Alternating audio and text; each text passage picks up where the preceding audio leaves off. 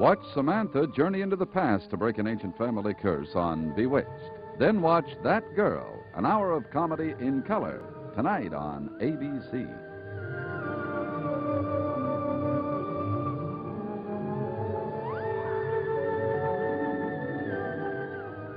Dark Shadows is a Dan Curtis production.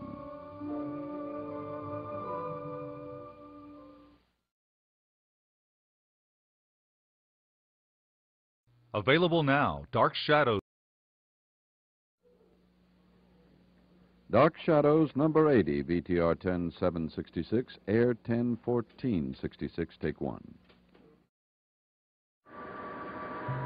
My name is Victoria Winters. The death of a friend of the Collins family has been written off as accidental. But in this great and gloomy house, there is still one man searching for something. Something he fears might connect him with a death that is thought to have been accidental.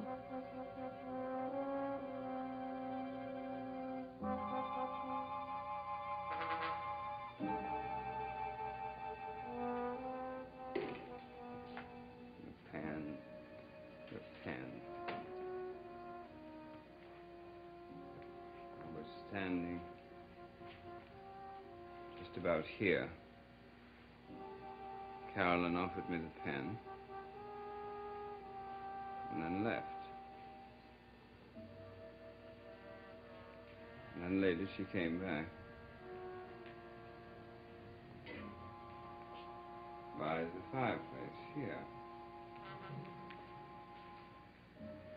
And I offered her the pen, but she refused.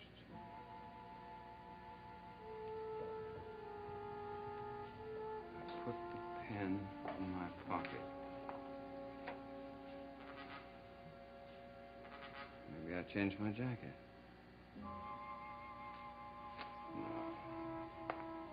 No, I didn't.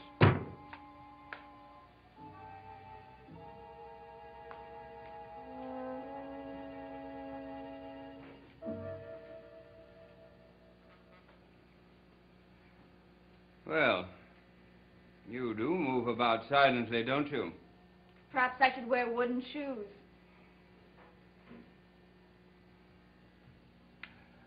I suppose you wonder what I was doing. Not at all. I know what you were doing.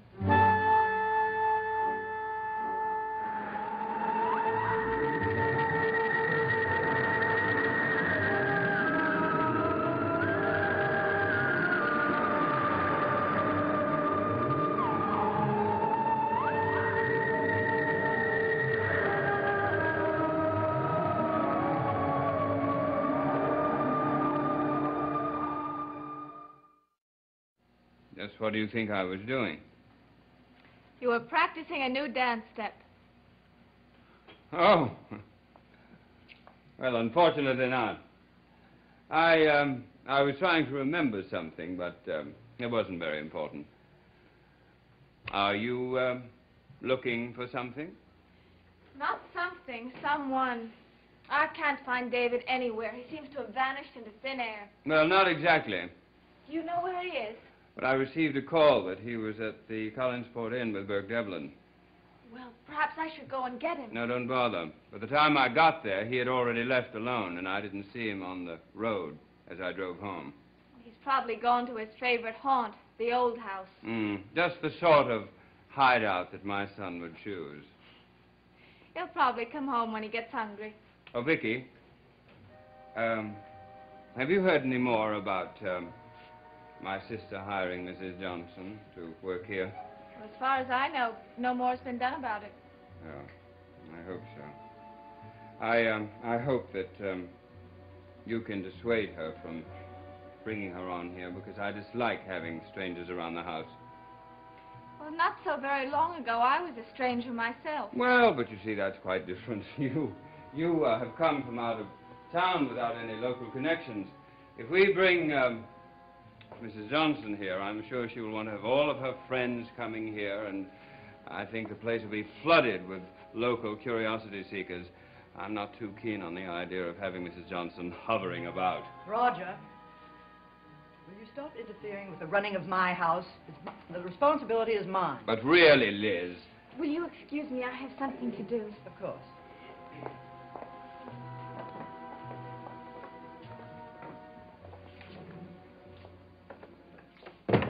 Now, Roger. I know Collinwood belongs to you, my dear sister, but since David and I are living here, it seems like we could be consulted before you bring strangers in off the street.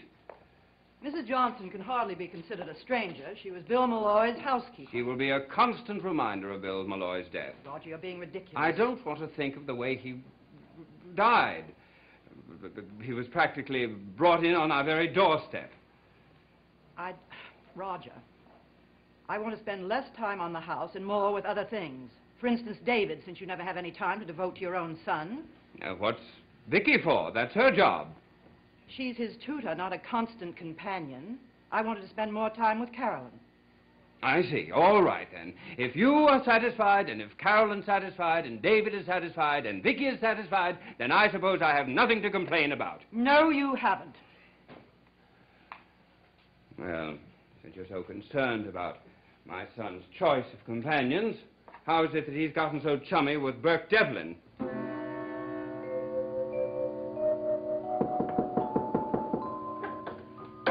Anybody home? Come on in. Vicky, I have a problem. Ignore it and it'll go away. That's my problem. It already isn't there. I mean, what should I do about Joe? Just because I broke that date with him, he hasn't even called me. Oh, it's early still. I know, but I usually hear from him. Well, why don't you break down and call him? Then he'll think I'm the one in the wrong. Aren't you? Of course, but I don't want him to know that. Well, then what are you going to do? I guess I'll call him. I can always say it was your idea.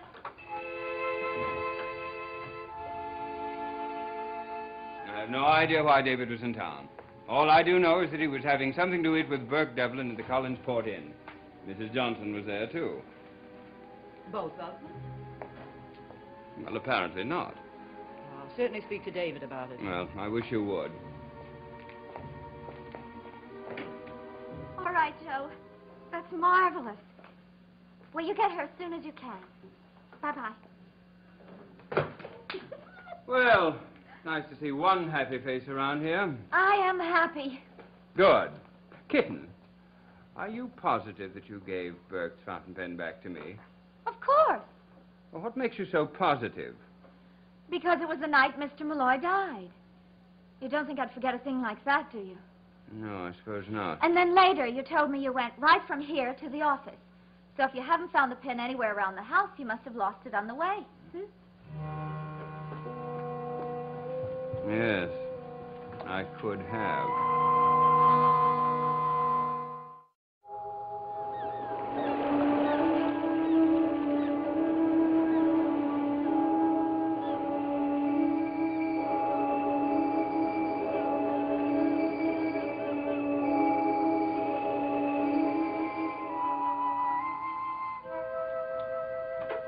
Vicky, you're marvelous. Well, what happened? I did exactly what you said I should do. And Joe pretended as though that argument were all his fault, not mine. Anyway, he's coming right up here. Have you got a scarf I could wear with this? I think so. Oh, look at my hair. What should I do with it? Brush it.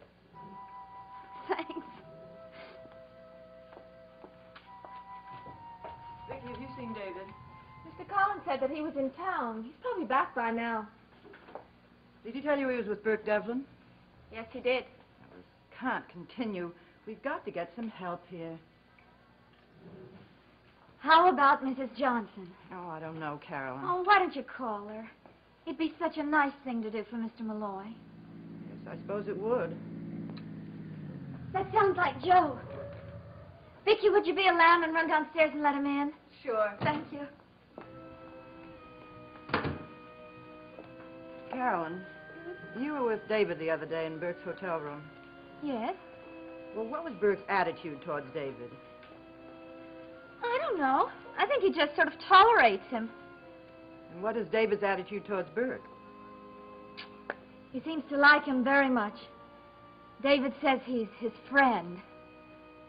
Is my hair all right? I wish everything in this house was as all right as your hair.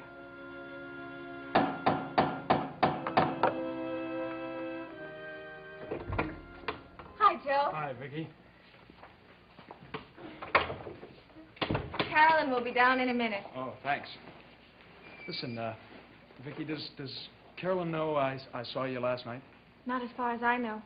Well, I mean, does she know that you saw me? I mean, you know, my being at the Blue Whale? Not from me, she doesn't.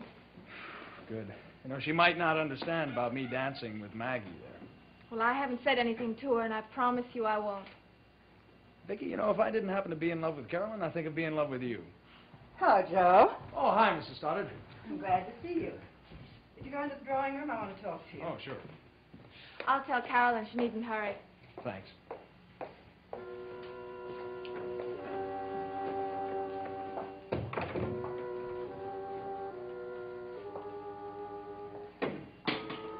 Oh, Roger, were you able to find David? No, I wasn't.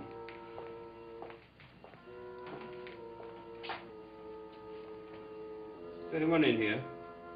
Oh, yes, Mrs. Stoddard's in there with Joe Haskell. Joe? What's he doing here? He came to see Carolyn. Does Carolyn know about last night? Not if you haven't told her. Well, that sounds like a slight reprimand to me. Try and be nice to him. You know how much Carolyn thinks of him. Yes, I do. But I wonder if she knows what little I think of him.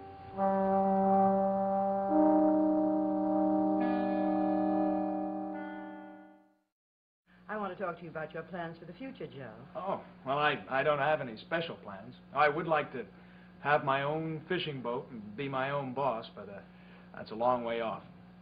Am I such a bad boss to work for? No, it's not that. It's just that I've always wanted to be an independent and operate my own boat. You know, sort of strike out at success on my own. It's a sound answer. I hope I'm not interrupting anything of vital importance. Oh, come in, Roger. I was just about to try and persuade Joe to give up his ideas about becoming an independent. Well, are you afraid that the Collins fishing fleet can't stand the competition? No, but I'd rather have Joe working for us. Well, I thought if I had my own boat, I'd still be able to work for you on a contract basis. Of course, that's possible, but I'd rather you stay on with us. I think you'd do better, and now with Mr. Malloy gone, we might be able to give you a better job. Well, I thought those kinds of decisions were my responsibility, Liz. I'm sure you'll agree with me, Roger. Yes, I suppose so. Well, I don't think it's going to be necessary for either one of you to decide anything. Joe, of course, it's up to you, but I wish you'd give it more thought. And to be in a position to ask Carolyn to marry you... I've already asked her. Well, perhaps without the necessary inducements. You do want to marry her. Well, of course. And perhaps she doesn't want to marry you. Roger, I think it would be better if I talked to Joe alone. As you wish, my dear.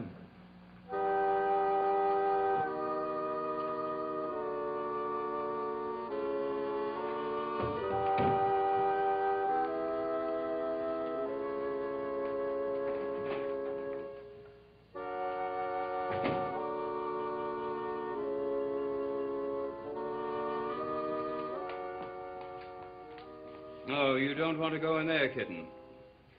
Why not? Well, you're Mr. Haskell and my sister are having a frightfully important conference. Really? What about? Well, I believe your mother is offering Joe some great bribe to take you off her hands.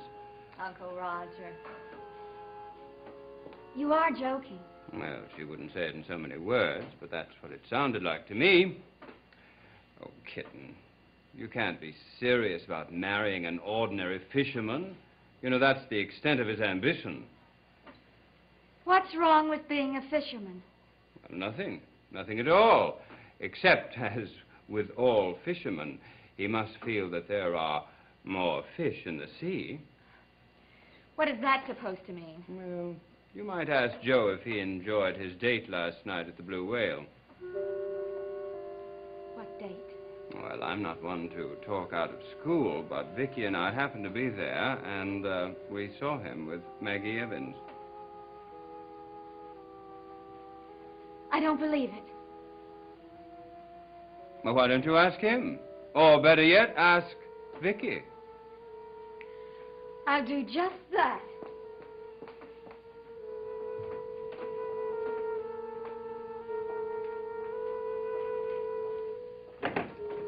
Don't be hasty, Joe. A promotion will get you what you want much sooner than if you wait to buy your own boat. Oh, I know, Mrs. Stoddard, but if Carolyn ever wants to marry me, it has to be on my own terms. Well, think it over, Joe. I don't think there's any need to. Mother, Oh, hi, Carolyn. if you think I'm something that can simply be bought and sold, you are very much mistaken. That isn't what I meant. And you with your precious independence. Well, you can be independent, but without me. Carolyn!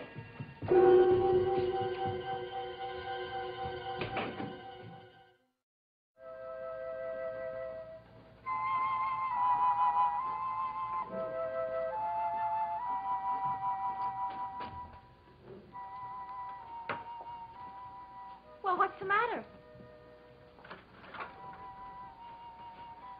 You know, whether I hate you or not. Why me? Why didn't you tell me you saw Joe last night at the Blue Whale with Maggie Evans? Would that have made you happy? You're supposed to be my friend. I think I am. Then why didn't you tell me? Because there wasn't anything to it. It wasn't as though they had a date. Maggie was there with her father. If my Uncle Roger hadn't told me, I never would have known. You wouldn't have been so unhappy. Is that what you came wailing up here about? Partly. My mother just offered Joe a perfectly wonderful opportunity for advancement in our company. And he turned her down. He still wants to own his own boat. Well, isn't that what you want? Well, yes. Because that's what he wanted. It would have meant we could get married. That's what you're afraid of, isn't it? I don't know. I think I'll take a long walk and see if the sea air doesn't blow some sense into my head. You want company? No, thanks. I think I'll go out to Lookout Point. Who knows, maybe I'll fall in the water and drown like Mr. Malloy. And no more problems. You do that. Only don't get washed up on Widow's Hill.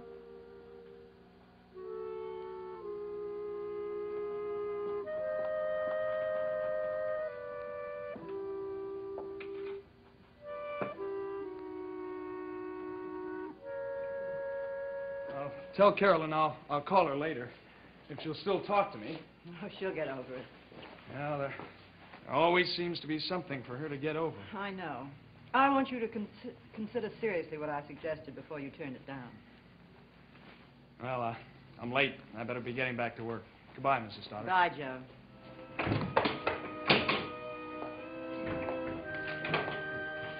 Oh, Roger, would you mind going upstairs and telling Carolyn I want to speak to her? As you wish, my dear sister. I think she's in her room. Right.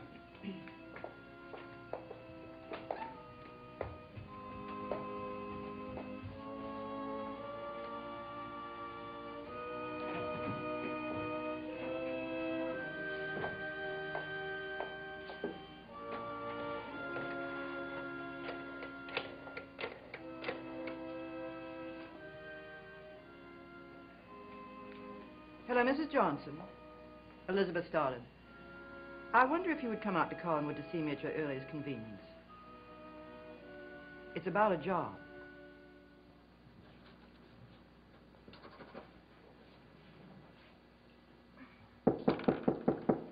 Come in. Vicky, I'm sorry to bother you. I'm looking for Carolyn. Have you seen her? She said something about going for a walk to Lookout Point. Lookout Point. That's where Malloy drowned. Well, it's not always so unlucky. I found this fountain pen there. You found this pen at Lookout Point? It's pretty, isn't it? But it's not much good without any ink. Excuse me.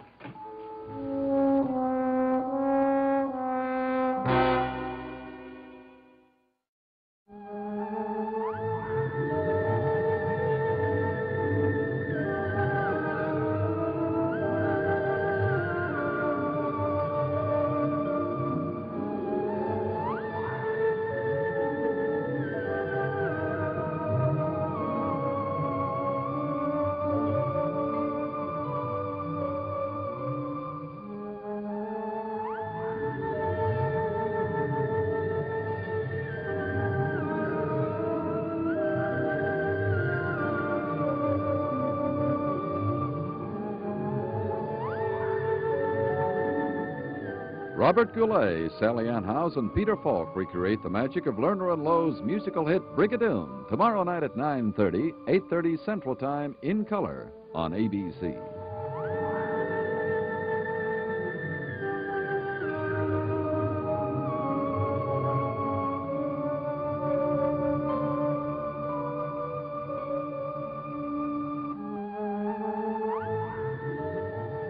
Dark Shadows is a Dan Curtis production.